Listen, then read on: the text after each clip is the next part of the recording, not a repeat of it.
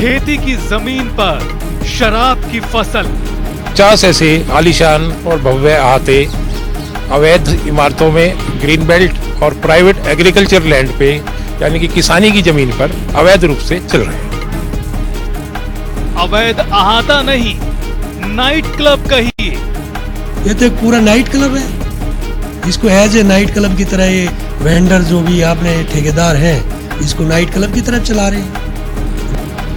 सरकारी खजाने की चोरी, खुले में शराब पीना, नाचना, डीजे, लाइव आर्टिस्ट के इवेंट कराना, ये जो सारे नाइट क्लब 5 स्टार में जब करोड़ों रुपए का राजस्व सरकार को मिलता है 5 स्टार से, उसको यहाँ उड़ा दिया इन्होंने फ्री में।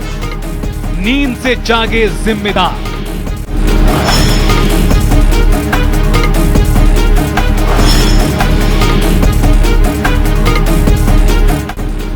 गुरुग्राम में अवैध अहातों का कारोबार। हम शोकास नोटिस इशू करेंगे, उसमें इनसे जवाब लेंगे इनके पास कौन सी परमिशन है। यदि इनके पास सभी परमिशंस होगी तो हम इनको इजाज़त दे देंगे, यदि परमिशंस नहीं होगी तो इनको बंद कर देंगे। मैं कह रहा हूँ जी, चाहे चल रहे हो 50, चाहे चल रहे हो 500, अगर रूल कोई बनना चाहिए तो वो बनाएंगे। अगर रूल है और वो फॉलो नहीं हो रहा तो फॉलो कर। नमस्कार, जनता टीवी में आपका स्वागत है। मैं हूं आपके साथ वरुण गोयल। ये गुरुग्राम शहर है जिसे मिलेनियम सिटी कहा जाता है, जिसे साइबर सिटी कहा जाता है, जिसे कॉर्पोरेट सिटी कहा जाता है। इस शहर का अपना एक अलग रुतबा है, अपना एक अलग जोश है। ये माना जाता है कि यहाँ पर दूध और पानी से ज्यादा की शराब बिक जाती है। एक अनुमान के मुताबिक लगभग 300 करोड़ रुपए की शराब हर महीने गुरुग्राम शहर में बिक जाती है और एक अनुमान है कि इसमें 20% की वार्षिक वृद्धि हो सकती है। सवाल अब यह है, जब यहाँ पर शराब बिक रही है तो हरियाली की आड़ में या हरियाली के नुकसान को लेकर उस पर किसी तरह का कॉम्प्रोमाइज़ क्यों हो रहा है। हम बात कर रहे हैं उन अहातों की जो हरियाणा में शराब के ठेके, लिकर शॉप, वाइन स्टोर के पीछे बना दिए गए हैं। अहाता वो जगह होती है जहाँ पर बैठकर शराब पिलाने की व्यवस्था है। बड़ा सवाल ये है कि ये अहाते आखिर बने कैसे, और जब ये अहाते बने तो इन पर किस तरीके से सरकारी नियमों को ताक पर रखकर बनाने का आरोप है। इनकी संख्या 40 से भी ज्यादा है। ये अहाते ग्रीन लैंड पर बनाए गए, ये अहाते एग्रीकल्चर लैंड पर बनाए गए। भले ही वो लैंड, वो जमीन निजी हो, लेकिन या तो वो एग्रीकल्चर लैंड है या फिर वो ग्रीन लैंड है।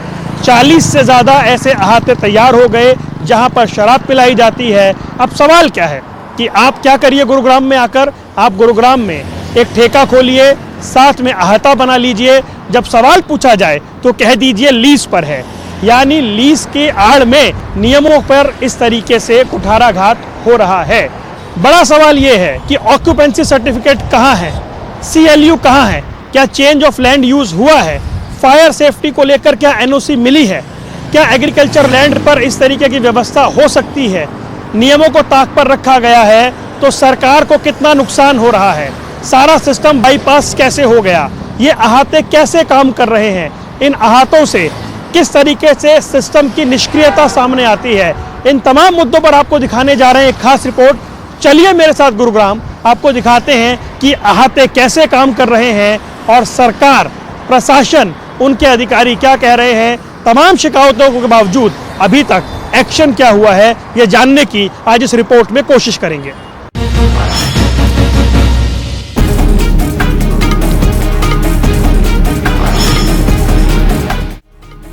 बारिश में उगने वाले कुकुरमुत्ता की तरह गुरुग्राम में शराब ठेकों के साथ अहाते उगाए हैं।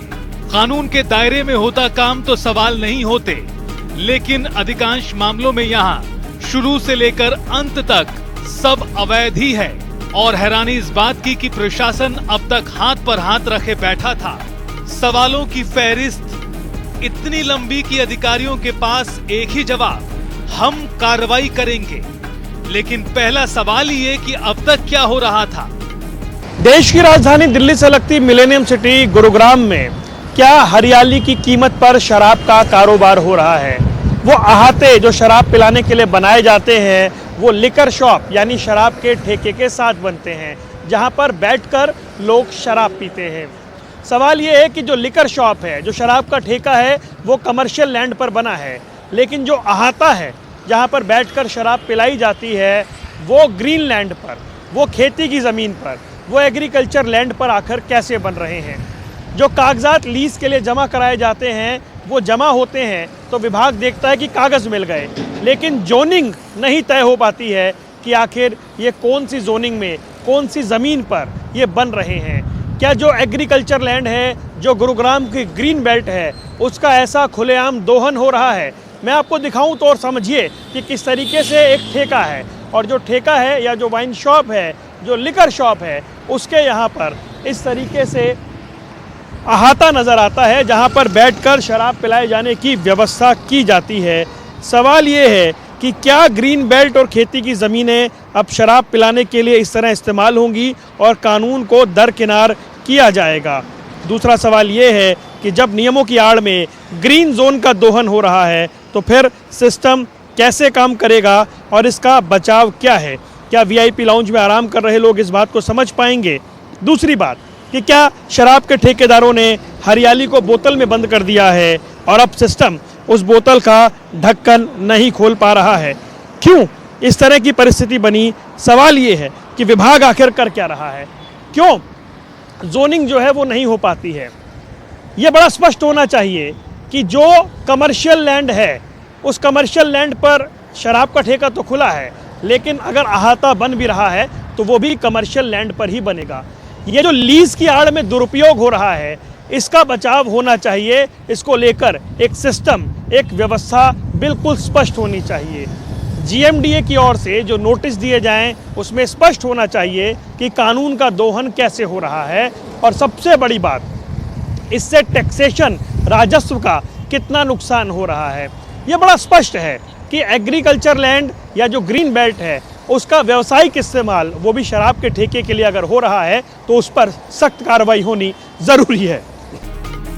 कानूनी उलझनों की आड़ में ये अहाते खुल गए या खोलने दिए गए, ये बड़ा सवाल है। सवाल तो ये भी है कि अहातों के नाम पर नाइट क्लब कैसे चलाए जा रहे हैं, क्योंकि लोगों का आरोप यही है। जिम्मेदारों के जवाब भी आप तक पहुंचाए जाएंगे, लेकिन उससे पहले सुनिए स्थानीय निवासी क्या कहते हैं। और इस विषय पर बात करने के लिए गुरुग्राम की एक रेजिडेंट सोसाइटी के आरडब्ल्यू के जो प्रेसिडेंट है बलजीत राठी साहब, वो हमारे साथ मौजूद हैं। राठी साहब, गुरुग्राम जैसे शहर में हम देख रहे हैं कि ये जो लिकर शॉप हैं, वाइन शॉप हैं, इनके जो अहाते हैं जिनका इस्तेमाल होता है शराब पीने के, इसके लैंड यूज़ को लेकर बहुत सारे सवाल हैं। आरडब्ल्यू के प्रेसिडेंट होने के नाते आप क्या मुख्य समस्या देख पा रहे हैं?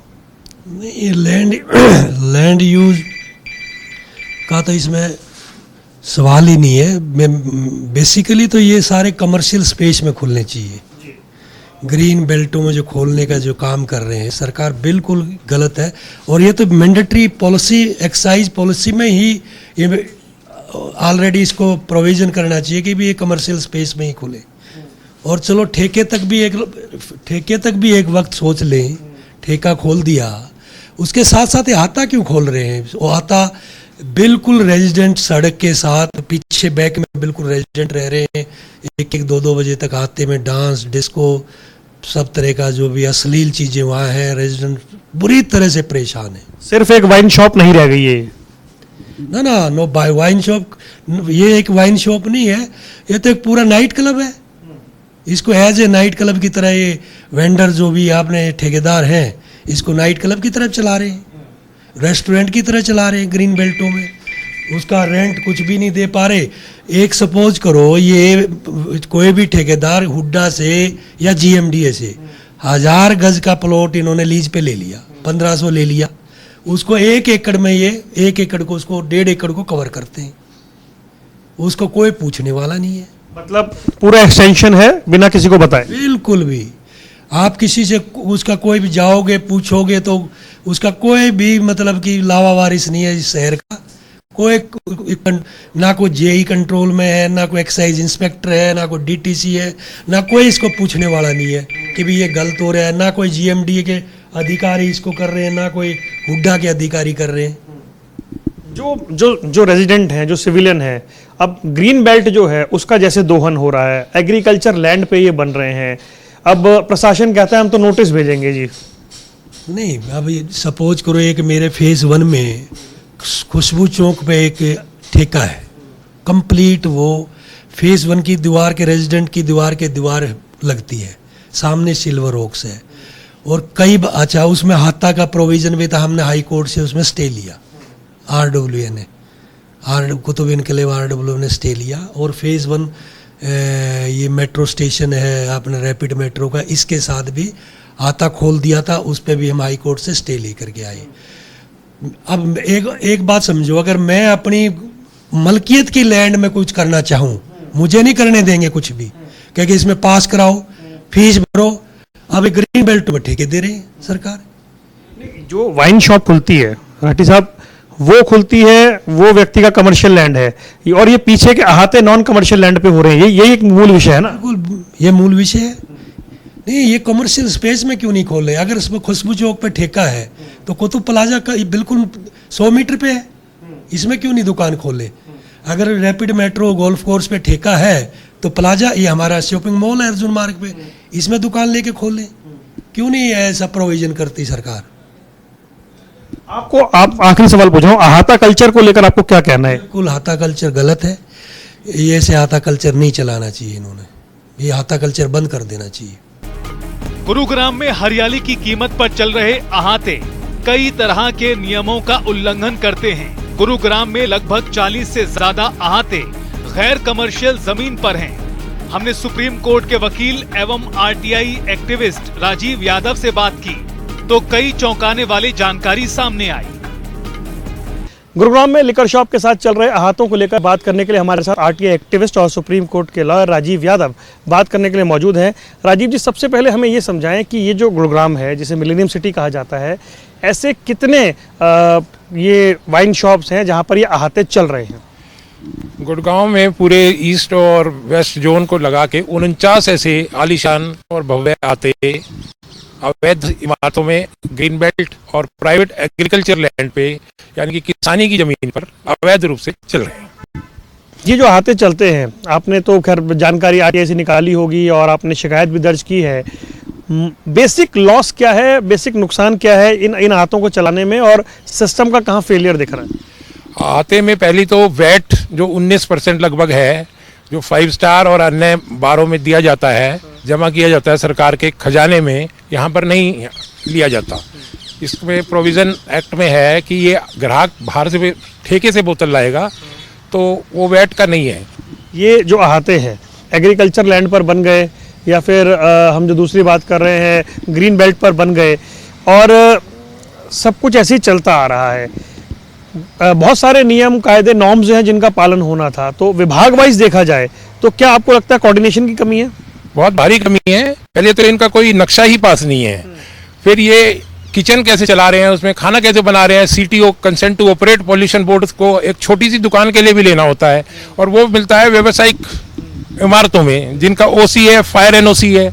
वो ना पोल्यूशन विभाग, ना एक्साइज विभाग, ना लैंड अथॉरिटी, नगर निगम, GMDA, हुड्डा, ये सब सो रहे हैं। अब मुझे जरा बेसिकली बताइए कि क्या इन जमीनों का CLU हो सकता था? क्या CLU की तरफ सरकार जा सकती है? ग्रीन बेल्ट का तो CLU में कोई प्रोविजन नहीं है, वो तो पोल्यूशन बचाने के लिए पेड़ पौधे लगाने की जगह है, उसको ध्वस्त करके इन्होंने ये अवैध रूप से आते कर दिए। जहाँ तक प्राइवेट एग्रीकल्चर लैंड है उसका तो CLU होगा, जिसमें करोड़ों रुपए की फीस सरकार के खजाने में आती है। जो 5 स्टार है वो करोड़ों रुपए का CLU फीस भर के बनते हैं। इन्होंने वही सारी फैसिलिटी नाइट क्लब की, रशियन डांस, आतिशबाजी करना, खुले में शराब पीना, नाचना, DJ, लाइव आर्टिस्ट के इवेंट कराना, ये जो सारे नाइट क्लब 5 स्टार में जब करोड़ों रुपए का राजस्व सरकार को मिलता है 5 स्टार से, उसको यहाँ उड़ा दिया इन्होंने फ्री में। चीज़ और जाननी है, जब ये एक्साइज और टैक्सेशन विभाग में जाता है तो क्या वो नहीं देखते ये कौन सी ज़मीन है, या फिर सिर्फ लीज के नाम पर ये जो है खेल हो जाता है? लीज तो जगह की दी हुई है ना, भवन की थोड़ी दी हुई है। लीज के बाद तो बिल्डिंग बनेगी, उसका पास होएगा, नक्शा पास होएगा, वो भी एक्साइज में जमा होएगा कि जी मैंने ये बिल्डिंग बनाई। इंस्पेक्शन होएगी किसी आते की कि जी मैं चालू कर रहा हूँ, तो उसमें एक्साइज की टीम आएगी देखने। वो ये थोड़ी है कि बिल्डिंग बन गई और एक्साइज की टीम अपने ऑफिस में बैठी है। तो एक्साइज की तो क्लियर मिली भगत है। जोनिंग की जिम्मेदारी किसकी है? जोनिंग की लैंड अथॉरिटी की है, GMDA हो गई, नगर निगम हो गई, हुड्डा हो गई, HSIDC हो गई, country town and country planning, इनकी जिम्मेदारी है कि उसे डिमोलिश करें। आसान भाषा में आपको समझाएं तो शराब ठेकेदारों ने ठेके के साथ ही जिम्मेदार विभागों से जमीन लीज पर ली। कोई कृषि भूमि तो कोई ग्रीन बेल्ट की जमीन, कुछ निजी जमीन या नॉन कमर्शियल एरिया भी, और फिर गैर कानूनी तरीके से यहाँ अहाते बना दिए गए, जिससे न सिर्फ नियमों की अवहेलना हो रही है बल्कि पर्यावरण को क्षति के साथ सरकार के राजस्व को भी भारी नुकसान हो रहा है। इस पर और जानकारी के लिए हमने गुरुग्राम स्थित एक्साइज एवं टैक्सेशन विभाग का दौरा किया। मिलेनियम सिटी गुरुग्राम में जो शराब के ठेके हैं, जो वाइन शॉप हैं, उनके पीछे बनते अहाते अब समस्या को जन्म दे रहे हैं। बहुत सारे लोगों ने इसकी शिकायत की है। जो स्थानीय नागरिक हैं वो ये तक कहते हैं कि जो अहाते हैं वो रेजिडेंशियल एरिया तक पहुंच रहे हैं और उन पर कोई कार्रवाई नहीं हो रही। दूसरी बात ये कि वो कमर्शियल लैंड पर ना होकर वो एग्रीकल्चर लैंड या ग्रीन बेल्ट पर बन रहे हैं। सवाल ये है कि ये अवैध अहाते, अगर ये अहाते अवैध हैं तो इनको लेकर के सरकार या प्रशासन अभी तक क्या कर रहा है? जो राजस्व का नुकसान हो रहा है क्या उसको लेकर कोई सोच है? CLU से लेकर के जो तमाम दूसरी चीज़ें हैं क्या उन सबको बाईपास कर दिया गया है? और अगर ऐसा है तो फिर एक्शन की प्रतीक्षा है। मेरे पीछे जो आप विभाग देख रहे हैं वो एक्साइज और टैक्सेशन विभाग है। एक्साइज और टैक्सेशन विभाग जो है उसके जिम्मे ये बड़ी बात है कि जब लीज की अनुमति दी जाती है तो क्या ये चेक किया जाता है कि ये कौन सा लैंड है, क्या ये वाकई एग्रीकल्चर लैंड है, ये ग्रीन बेल्ट है या ये कमर्शियल लैंड है। जो शराब का ठेका है वो कमर्शियल लैंड पर जरूर बन रहा है, लेकिन उसके अलावा जो पीछे अहाता है वो एग्रीकल्चर लैंड या ग्रीन बेल्ट पर बन रहा है। और ऐसे में इन अहातों के फैलाव पे बहुत सारे सवाल हैं। क्या CLU होता है? नहीं होता है तो फिर ये जिम्मेदारी किसकी है? कौन इस बारे में बताएगा? और अगर CLU में बदलाव नहीं हो रहा है तो फिर राजस्व का कितना घाटा हो रहा है? राजस्व का घाटा हो रहा है तो उसे पूरा करने के लिए क्या कोशिश हो रही है? दूसरे विभाग कहते हैं, जब उनसे पूछा जाता है कि हम इस पूरे मामले में कार्रवाई करेंगे, हम नोटिस देंगे और जानेंगे कि क्या नॉर्म्स फॉलो नहीं हो रहे हैं, लेकिन ये हमारे पूछने के बाद है। इससे पहले जो नॉर्म्स फॉलो नहीं हो रहे, जो नियम नहीं माने जा रहे, GMDA चाहे एक्साइज टैक्सेशन विभाग, pollution control board, fire department, इन सब के बीच में कौन सा तालमेल है? किस तरीके से ये काम करते हैं? आखिर क्यों इसका कोई स्थायी समाधान नहीं है? जब दूसरी ओर स्थानीय निवासी कहते हैं कि यहाँ पर ग्रीन बेल्ट को भारी नुकसान पहुँचाया जा रहा है, तो आखिर वो किस कीमत पर और इंतजार किस बात का है? एक्साइज और टैक्सेशन दफ्तर के अंदर सवालों का जवाब हम ढूंढने पहुंचे तो हमें अधिकारी नहीं मिल पाए, क्योंकि सभी अधिकारी सरकारी कामकाज के चलते चंडीगढ़ में थे।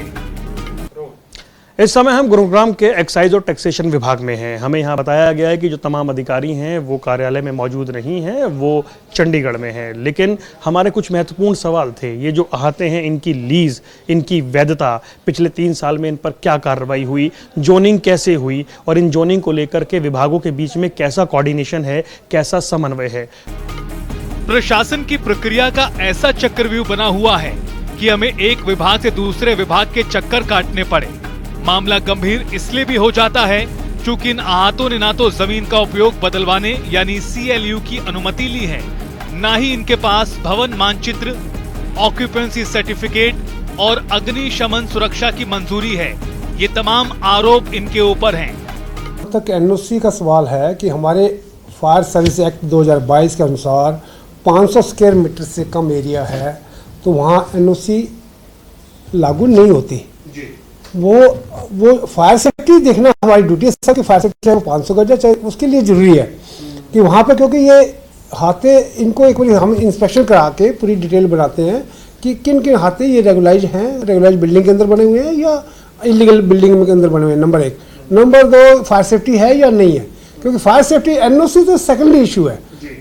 फायर सेफ्टी हमारी मस्ट है, चाहे फायर सेफ्टी हर एक को करनी चाहिए और हम सब की मॉरल ड्यूटी बनती है कि हम फायर सेफ्टी हमेशा अपनी खुद ध्यान रखें इस बात का। बिल्कुल हर इशू पे चेक किया जाएगा। वाइन के साथ साथ जो भी इनके रेस्टोरेंट है, रेस्टोरेंट किचन है, वो सारी आप प्रॉपर इंस्पेक्शन करेंगे। इंस्पेक्शन करके इसकी एक रिपोर्ट बनाएंगे और ये प्रॉपर अगर जहाँ भी जरूरत पड़ी इनको नोटिस भी देंगे। बिल्कुल अभी हमारा 14 अप्रैल फायर सर्विस वीक है, फायर सर्विस डे है। 14 अप्रैल से लेकर 20 अप्रैल तक फायर सर्विस वीक है।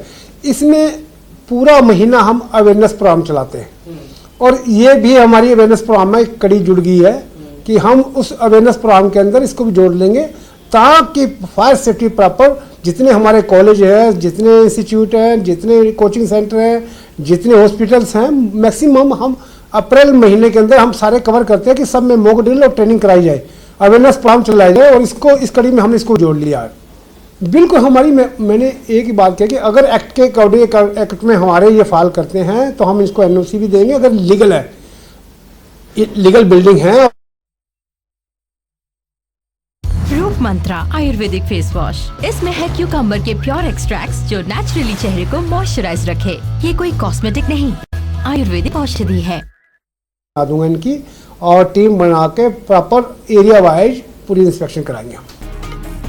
एक एक कर हमने जिम्मेदार अधिकारियों से बात की तो कुछ एक्शन की बात सुनने को मिली।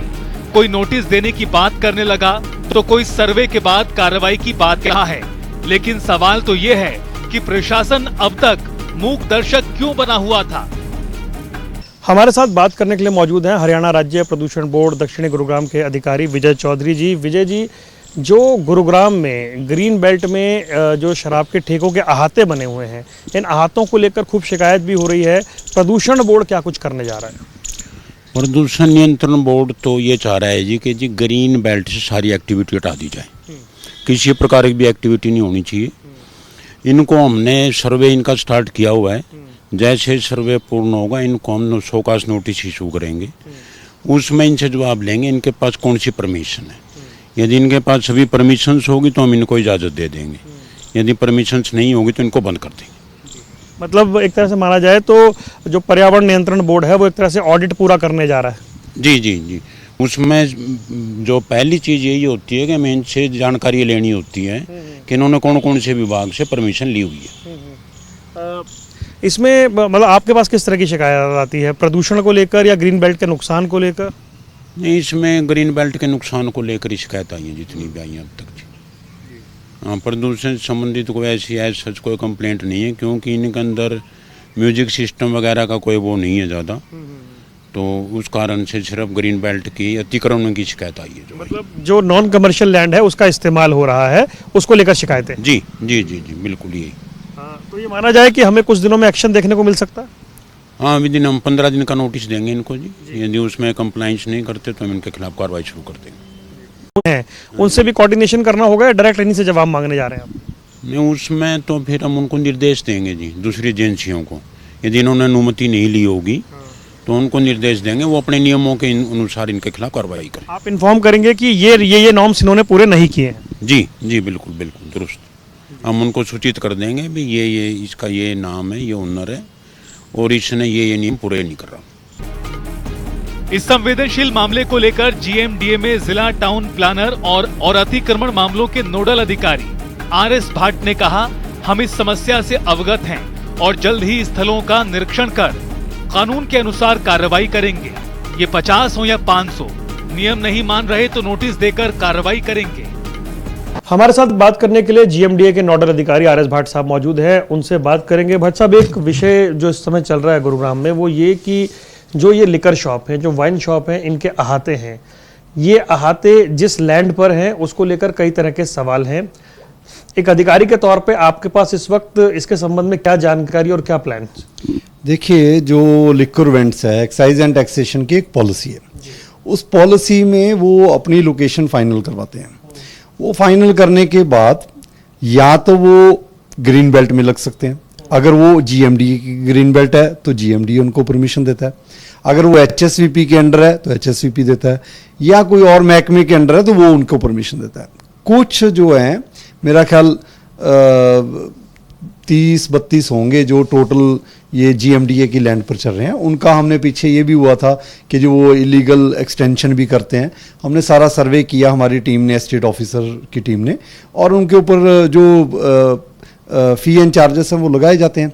लेकिन जो अहाते, जो लिक्वर वेंट्स प्राइवेट लैंड के ऊपर चल रहे हैं, वो देखो जी, अभी मेरे पास 2-4 दिन से लोग कह रहे हैं कि जी आप सिर्फ शायद ग्रीन बेल्ट्स के ऊपर ही काम कर रहे हो, इनके ऊपर क्यों नहीं कर रहे। मैं आपके माध्यम से ही कह रहा हूं कि मैं इसको पूरी इन्वेस्टिगेशन कर रहा हूँ कि प्राइवेट लैंड के ऊपर क्या only and only excise and taxation की परमिशन नहीं चाहिए या उनको जो है CLU भी चाहिए।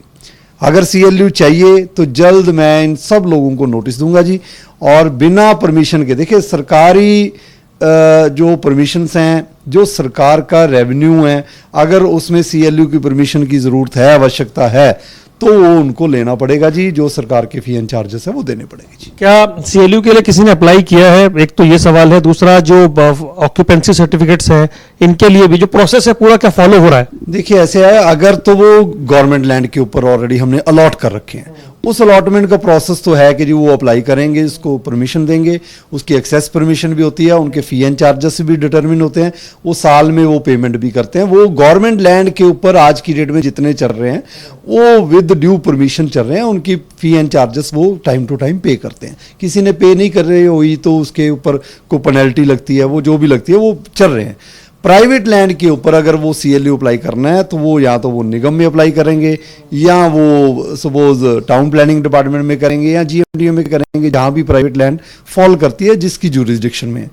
लेकिन अगर ये कहें कि जी हम तो परमिशन, आज तक सुना ही नहीं है कि परमिशन होती है, हो सकता है पॉलिसी प्रोविजन कह दें कि पॉलिसी प्रोविजन नहीं है, तो पॉलिसी प्रोविजन भी बनाएंगे जी। जो भी है, परमिशन के बिना अगर इन्वेस्टिगेशन में ये पाया गया कि CLU परमिशन रिक्वायर्ड है तो जी फिर CLU परमिशन लेनी पड़ेगी जी। एक क्लैरिफिकेशन और, ये जो प्राइवेट लैंड की बात हो रही है, ये प्राइवेट लैंड एग्रीकल्चर लैंड भी होगा तो चलेगा क्या? हाँ, प्राइवेट लैंड एग्रीकल्चर लैंड पर भी हो सकता है वो रेजिडेंशियल जोन में हो सकता है वो कमर्शियल जोन में हो। देखिए आज की डेट में अगर लिक्विड इवेंट्स की कोई CLU पॉलिसी अगर बनेगी तो उसमें जोन भी स्पेसिफाई होंगे। अगर हम किसी को सपोज रेस्टोरेंट देते हैं तो रेस्टोरेंट जो है वो स्पेसिफिक जोन्स में ही चल सकता है। इंडस्ट्री है वो इंडस्ट्रियल जोन में चलती है, रेजिडेंशियल जोन में नहीं चलती। तो इनके लिए भी अगर कोई पॉलिसी का प्रावधान बनेगा तो उसमें जोन भी स्पेसिफाई होंगे। लेकिन ये अगर ये सोचें कि जी पॉलिसी है नहीं है और उसका ही हम मिसयूज करके सारा चलाएं, अगर CLU, देखो मैं अगले एक हफ्ते में ये इन्वेस्टिगेशन अपनी पूरी कर लूंगा कि रूल्स एंड रेगुलेशंस के अकॉर्डिंग क्या होना चाहिए और वो मैं अपने कॉम्पिटेंट अथॉरिटी को लिखकर भेजूंगा। क्या मतलब जो बाकी अथॉरिटीज है, एक कोऑर्डिनेशन की जरूरत आपको फील होती है इस पूरे मामले में?